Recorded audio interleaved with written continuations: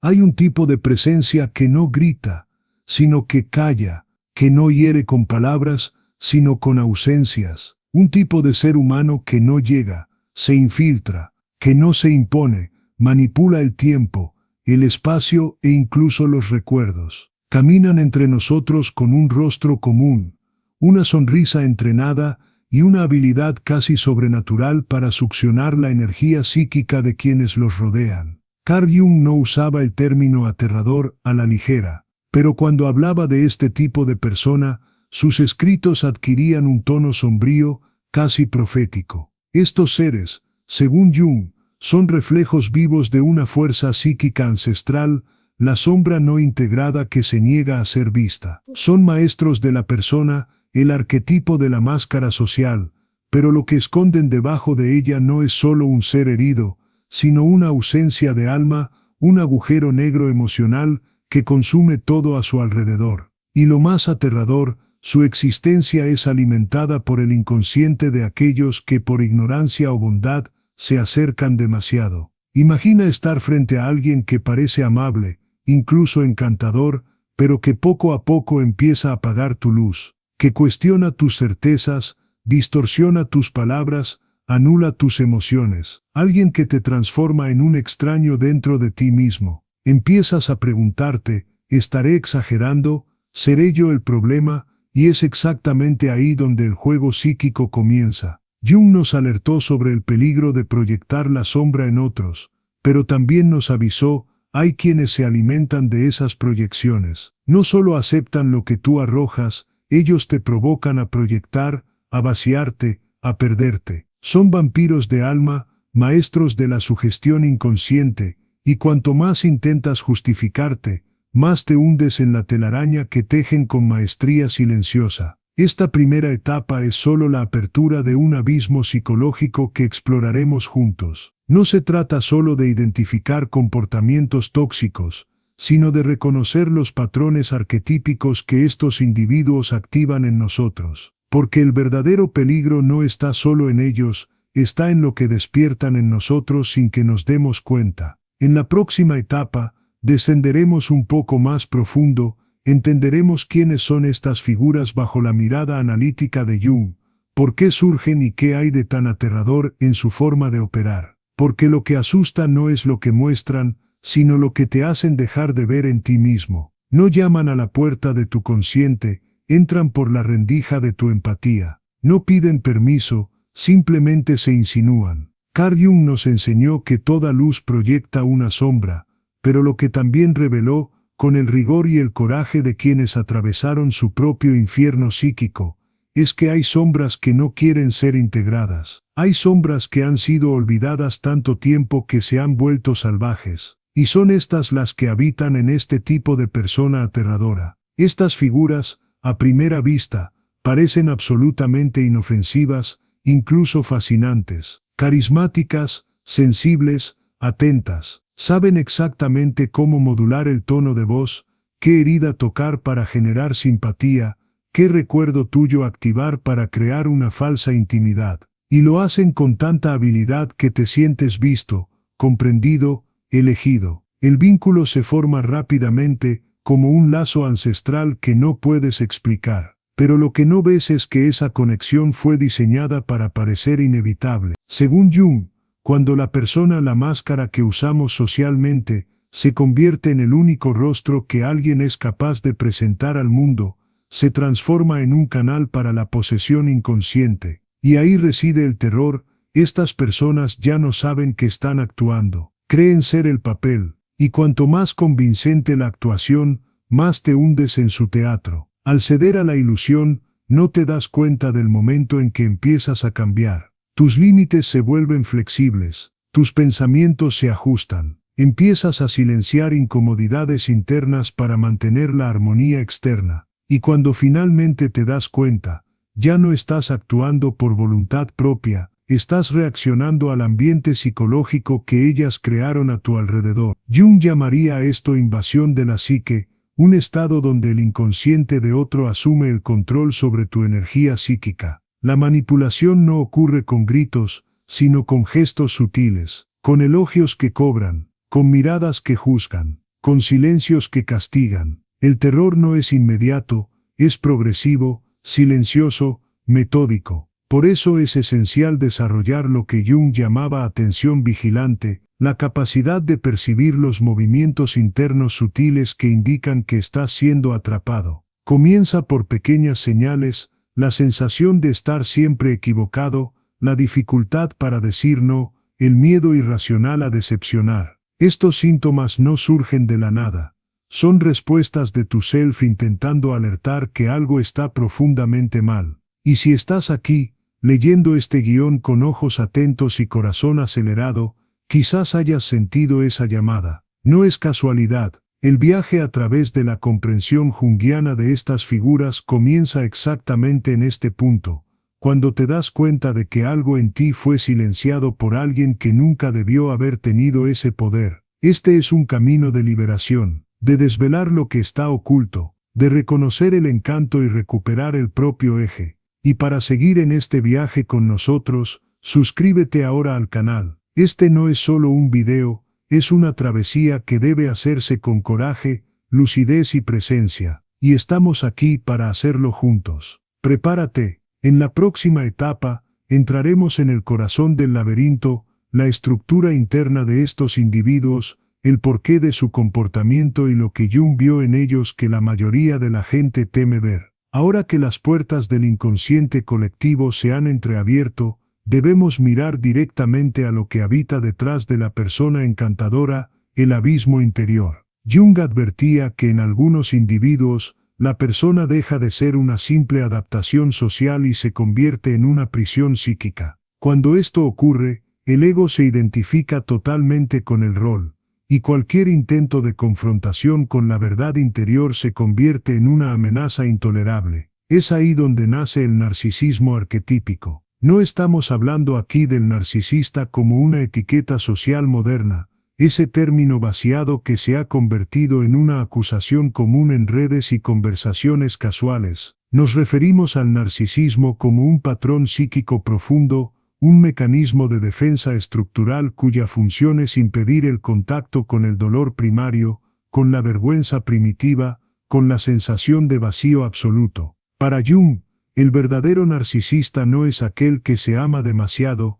sino aquel que no ha logrado amarse a sí mismo de ninguna manera. Lo que ves como vanidad es solo una coraza. Lo que parece ser autoconfianza es, en realidad, un miedo abrumador a la desintegración interna. No quieren dominarte por placer, quieren sobrevivir. Y para ello, necesitan controlar el ambiente emocional que los rodea. Tú te conviertes en una mera pieza en ese teatro de sustentación psíquica. La sombra que estos individuos evitan a toda costa no es una figura mística.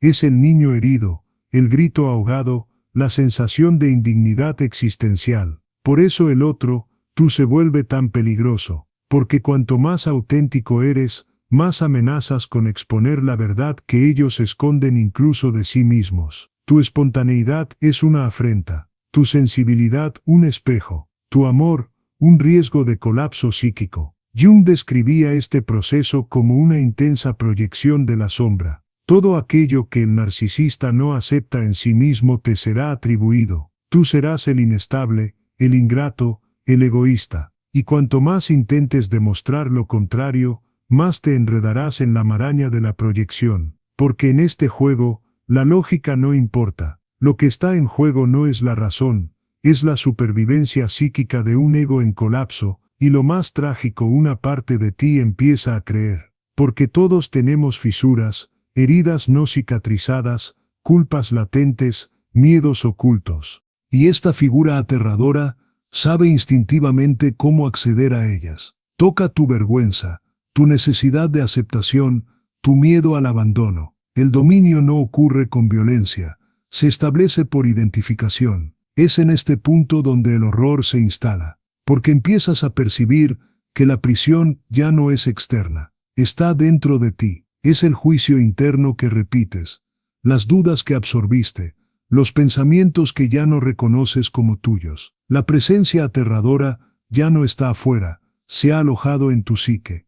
Jung llamó a esto posesión arquetípica. un estado en el que la conciencia del yo se debilita tanto que las fuerzas inconscientes toman el control. Y si no despiertas, esta fuerza moldea tu vida en silencio. Tus elecciones se convierten en reacciones, tus emociones en campos de batalla, tu identidad en un recuerdo lejano. Pero aún hay una salida. Aunque tenue, hay un hilo que conduce de vuelta al centro. Y de eso hablaremos en la próxima etapa, cómo recuperar la soberanía del alma, cómo discernir lo que es tuyo y lo que fue proyectado, y cómo construir la única arma que estas figuras temen, la conciencia arraigada. El descenso al submundo no es el fin del viaje, es su mitad. Hasta aquí hemos visto el enredo silencioso, el dominio psíquico construido a través de la seducción, la proyección y la manipulación emocional. Pero ahora es necesario girar el rostro en la dirección opuesta, mirar no al otro, sino a uno mismo, porque el poder de este tipo de persona aterradora no nace solo de su presencia, florece en la ausencia de tu conciencia firme. Y Jung fue enfático.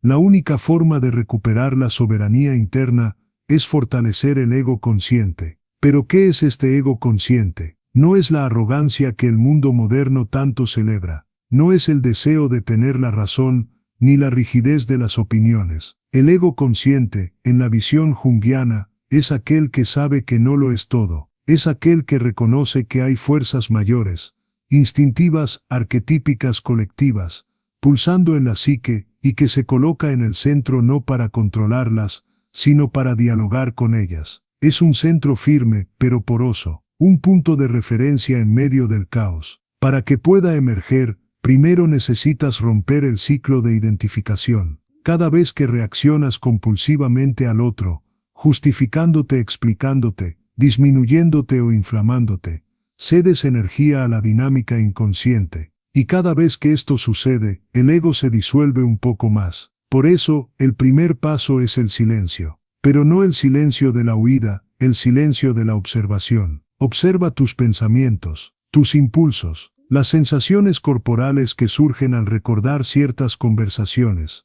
Pregúntate, ¿esto es mío, o este es algo que me fue sugerido? ¿Este juicio que resuena en mi mente, es mi voz, o este es el eco de una presencia antigua, de alguien que aprendió a manipularme desde temprano? Este ejercicio de separación, de discernir lo que es mío de lo que es del otro, es la base de la individuación. Un concepto central en la psicología de Jung que significa, literalmente, convertirse en un individuo. No un ego inflado, sino una totalidad viva e integrada. Y para ello, es necesario un proceso casi alquímico de disolución y reconstrucción. Necesitas desmantelar las verdades que aceptaste sin cuestionar. Necesitas desactivar los botones emocionales que permiten que el otro te controle. Necesitas, sobre todo, encontrar un nuevo eje. Este eje no se construirá en un solo día, pero cada momento de conciencia ya es una victoria. Cada vez que te niegas a entrar en el juego de la manipulación,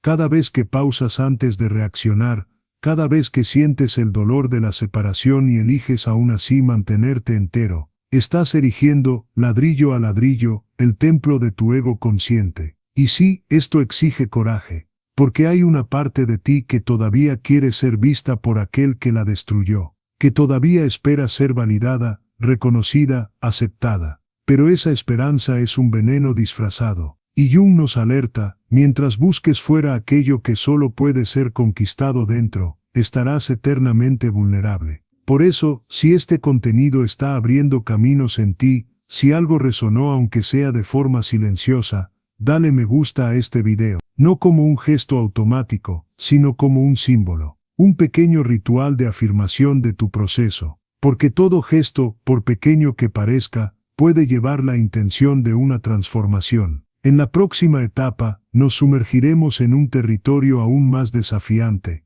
cómo construir límites energéticos y psíquicos que no solo alejan al manipulador, sino que te transforman en alguien que ya no puede ser manipulado. Prepárate, no basta con reconocer al otro, ni siquiera basta con reconocerse a uno mismo. La verdadera liberación comienza cuando la conciencia, aún temblorosa de revelaciones, empieza a levantar barreras invisibles. No muros de indiferencia, sino fronteras de integridad. A esto lo llamamos en el lenguaje de la psique, límites. Pero aquí, los límites no son un no agresivo o una pared de ira, son como membranas vibratorias, campos sutiles que informan al mundo, aquí empiezo yo, y aquí terminas tú. Según Carl Jung, el alma enferma es aquella que se deja invadir, porque donde no hay contorno, hay confusión, donde no hay margen, hay invasión simbólica, y donde hay invasión, ya no hay espacio para que florezca la verdadera identidad. El ser aterrador del que hablábamos en las etapas anteriores,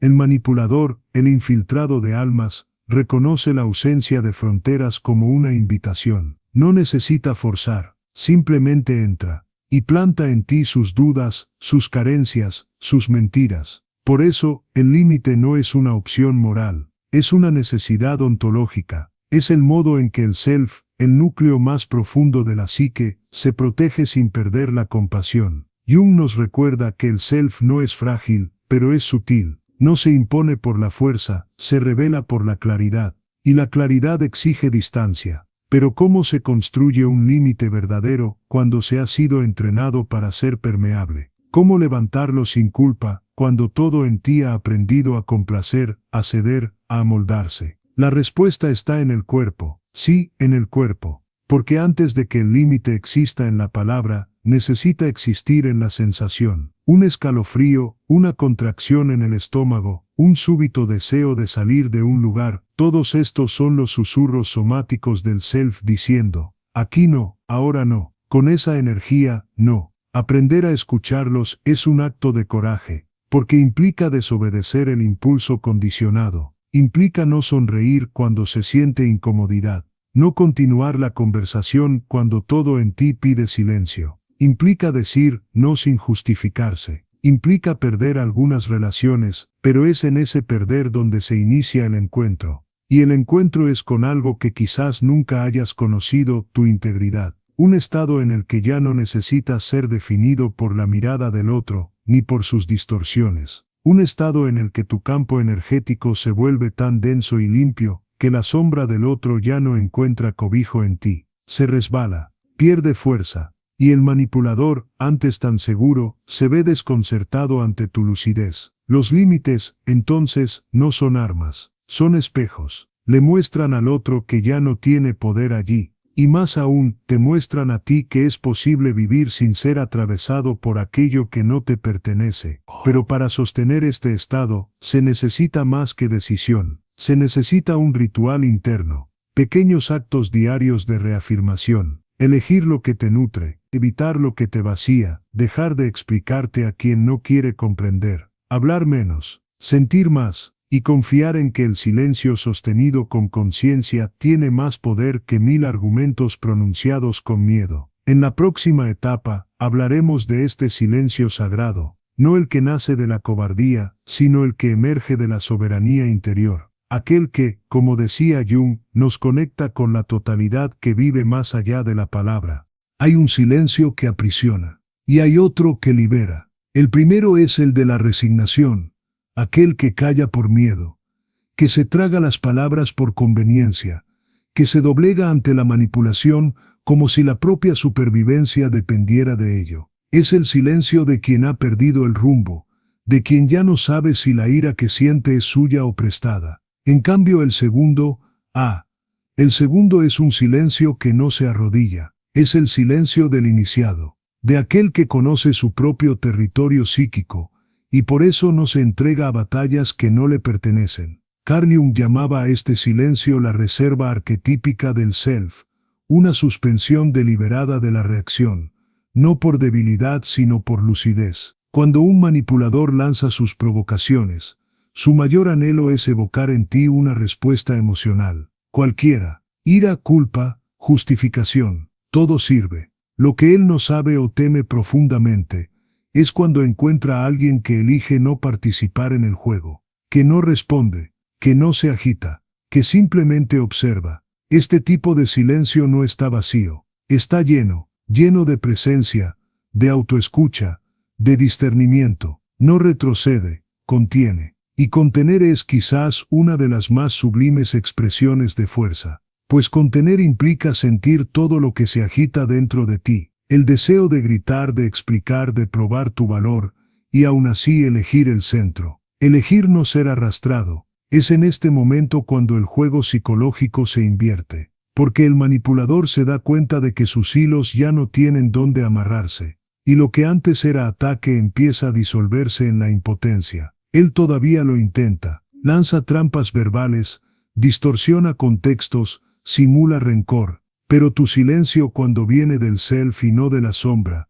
actúa como un espejo limpio, no absorbe, refleja. ¿Y qué se refleja? La verdad del otro, aquella que él mismo evitó enfrentar toda su vida. Pero hay un detalle esencial: este silencio debe estar enraizado en el cuerpo y en el alma. No puede ser tenso, no puede ser una máscara que finja control mientras por dentro se grita. Porque el manipulador, con su sensibilidad agudizada para el miedo, percibe la disonancia. El verdadero silencio que protege es aquel que nace de la paz, de la certeza interna de que no necesitas probarte, de que tu verdad no depende de la aceptación ajena, de que el otro puede intentar todo y aún así tú permanecerás íntegro. Y aquí tocamos un punto profundo: la diferencia entre contención y represión. Reprimir es sofocar algo que quiere salir, y eso enferma. Contener es acoger ese impulso, comprenderlo, metabolizarlo,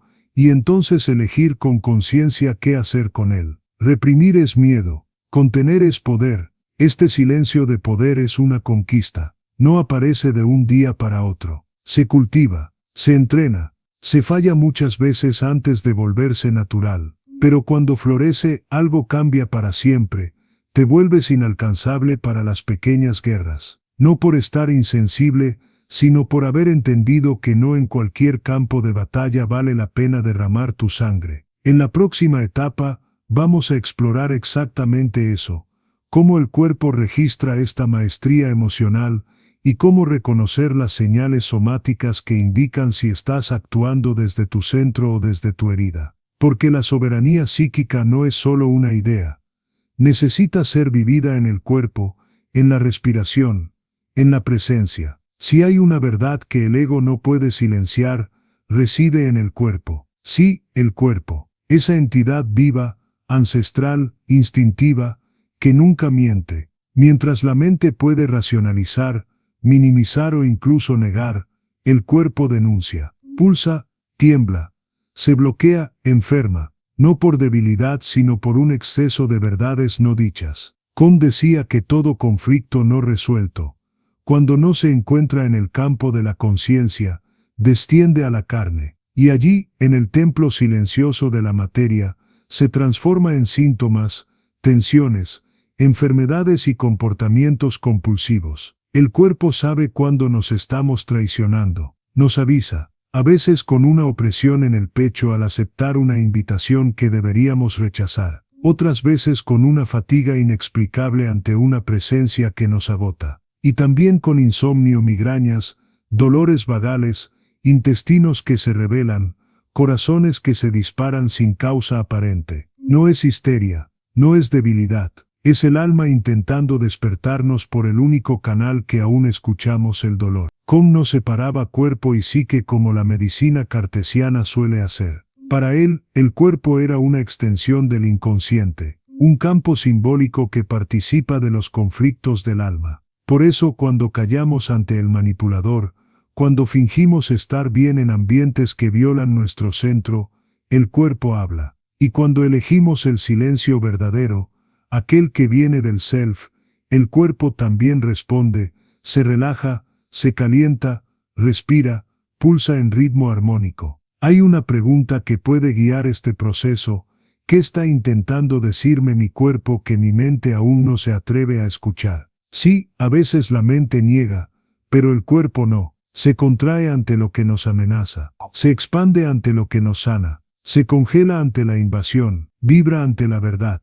En las relaciones con personas manipuladoras, es común notar que con el tiempo, nuestro cuerpo comienza a colapsar. Fatiga crónica, pérdida de brillo, apatía, como si nuestra energía vital estuviera siendo succionada, y lo está, porque donde hay invasión psíquica, también hay drenaje somático. El cuerpo carga las guerras que la psique no quiso librar. Y cada vez que te silencias para mantener la paz externa, es tu cuerpo el que paga el precio interno. Por eso aprender a escuchar las señales del cuerpo es un acto revolucionario. Es como recibir cartas del inconsciente directamente en la piel, en los huesos, en las vísceras. El cuerpo no quiere castigarte, quiere despertarte. Es tu aliado, no tu enemigo. Cuando algo duela, pregúntate, ¿qué no estoy permitiendo que llegue a la conciencia? ¿Qué verdad estoy evitando enfrentar? Porque todo dolor tiene un mensaje,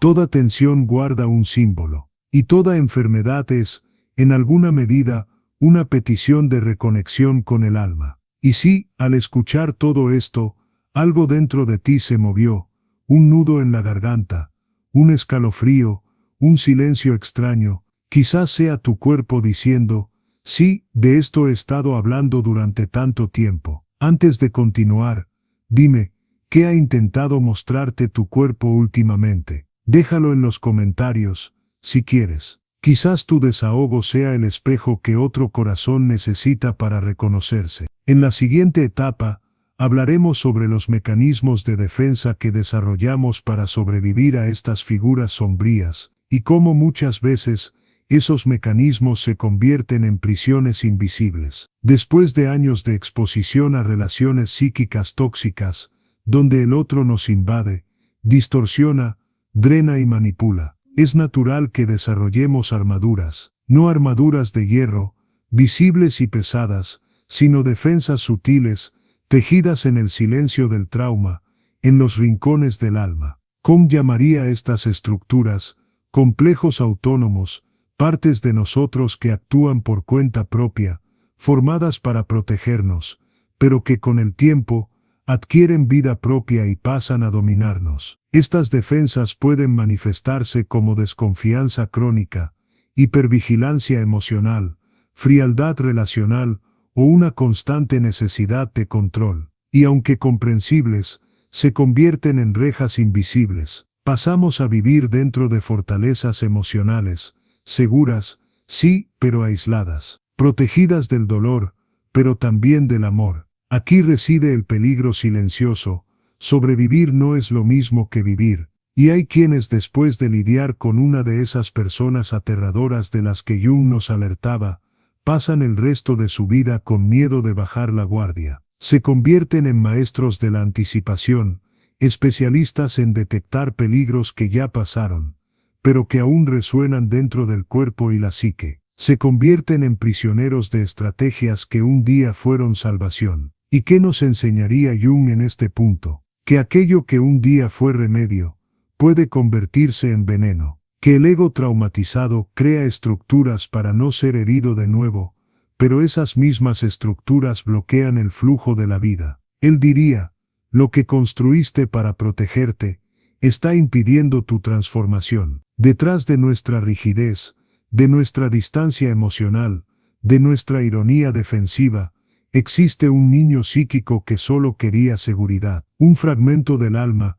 que ante el invasor, no tuvo más remedio que retroceder, y una vez retrocedido, se quedó allí, congelado, no por debilidad, sino por sabiduría instintiva. Pero ese niño quiere volver, quiere amar sin miedo, quiere confiar de nuevo, y este retorno es el verdadero desafío del viaje. La liberación en esta etapa no ocurre al confrontar al agresor externo. Puede que ya haya desaparecido hace años. La liberación ocurre al reconocer que el dolor aún habita en nosotros, que aún nos comportamos como si la amenaza estuviera presente, que aún permitimos que el pasado dicte nuestras reacciones en el presente. Lo que Jung llamó individuación comienza aquí, cuando dejamos de ser gobernados por nuestros mecanismos de defensa y comenzamos a dialogar con ellos. Cuando miramos nuestro hielo emocional y preguntamos, ¿qué estás protegiendo con tanto celo? Cuando reconocemos que el miedo que llevamos no es cobardía,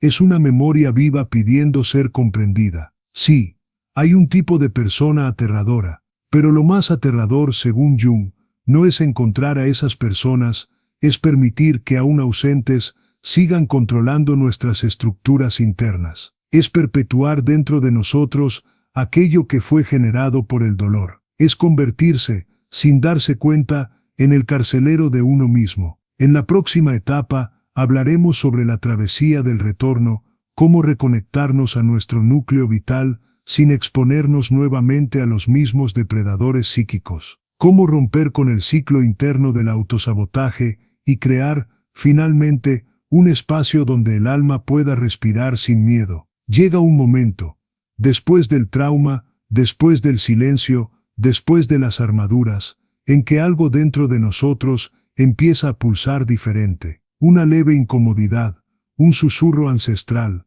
un deseo silencioso de regreso. No un regreso al dolor, sino a lo que fuimos antes de la herida, antes de ser moldeados por la sombra del otro. Este impulso, Jung lo llamaría llamada del alma, una invitación del Self para iniciar la travesía de vuelta a la totalidad. Pero este regreso no es fácil, porque como Jung nos enseñó, no se trata de borrar el pasado, sino de integrarlo. La herida necesita ser vista, no como señal de debilidad, sino como portal de iniciación. El sufrimiento que vivimos al lado de personas psicológicamente invasivas, manipuladoras, aterradoras, no nos define, pero nos revela. Revela dónde están nuestras fronteras, nuestros valores más íntimos, nuestra capacidad de resistencia y también nuestra inmensa vulnerabilidad, que cuando es acogida, se transforma en sabiduría. El primer paso de la travesía es un reencuentro con aquello que se dejó atrás,